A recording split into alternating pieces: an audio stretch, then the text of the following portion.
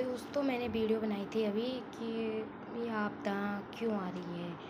तो हमारे अब देखो पहले भी तो सुविधा नहीं थी। पहले भी तो हम लोग दूर दूर से राशन लेके आते थे। घंटे 2 घंटे का रास्ता पैदल का था, 1.5 घंटे का रास्ता। कम से कम उस मार्केट में हम 2-2 चक्कर लगा लेते। हम नहीं, हमारी मम्मी दादी और हमारे गांव वाले सारे लोग। तो उस टाइम सुविधा नहीं थी, ना ही किसी के दिमाग में ये था कि हम लोगों को सुविधा चाहिए। सारे लोगों की मांग होगी कि हमें रोड चाहिए, रोड चाहिए। अब घर घर के अंदर रोड जा चुकी है। अब भूस्खलन ही होएगा। धरती को तुम जितना पीड़ा दोगे वो पीड़ा हम लोगों को ही मिलेगी।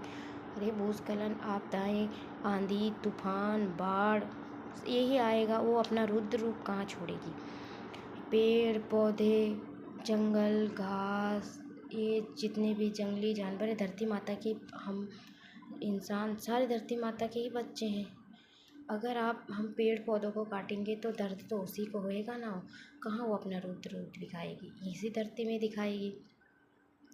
बोलते हैं ना, एक माँ को दर्द होता है ना, कभी ना कभी तो वो बदला ज़रूर लेती है।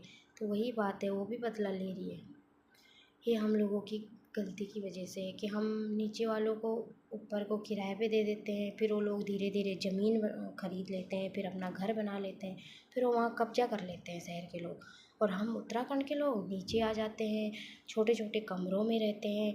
10-5 हज़ार हम लोग किराए देते हैं, उसी में हम अपना दिन काट लेते हैं। फिर सोचते हैं कि एक छोटी सी ज़मीन ले लें हम। उस ज़मीन के किस्त चुकाते चुकाते हम बूढ़े हो जाते हैं। हमारे बच्चों की उम्र भी उसी में बीत जाती है। पहले जो हमारे दादा दादी थे वो कभी ऐसे नहीं सोचते थे। वो सोचते थे यही हमारी ज़मीन है, यही हमारा सब कुछ है, यही हमारा शहर है। पहले भी लोग प्रदेश में रहे हैं, लेकिन इतना प्लान तो किसी का नहीं हुआ बाहर जाने का। जितना आप गाँव में जाओ तो गिन चुन के, अगर जहाँ 18-19 घर होंगे वहाँ 18-19 लोग भी नहीं होंगे। क्यों नहीं होंगे? ये सब सरकार की वजह से है ना। कोई स्कूल बनाता है, स्कूल है भी तो वहाँ टीचर ही नहीं है।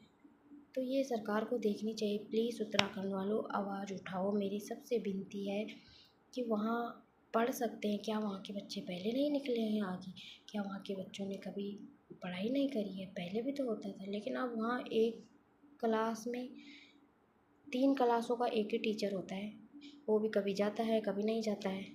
तो ये क्या है? हम लोगों को आवाज़ उठानी पड़ेगी, तभी हमारा उत्तराखंड का विकास हो जाता है। नहीं तो विकास होना तो छोड़ ही दो, उम्मीद ही छोड़ दो तुम वहाँ जाने की। हम वहाँ जाते हैं, देवी देवता को पूछ के आ जाते हैं। चलो भाई, हम चलते हैं शहर।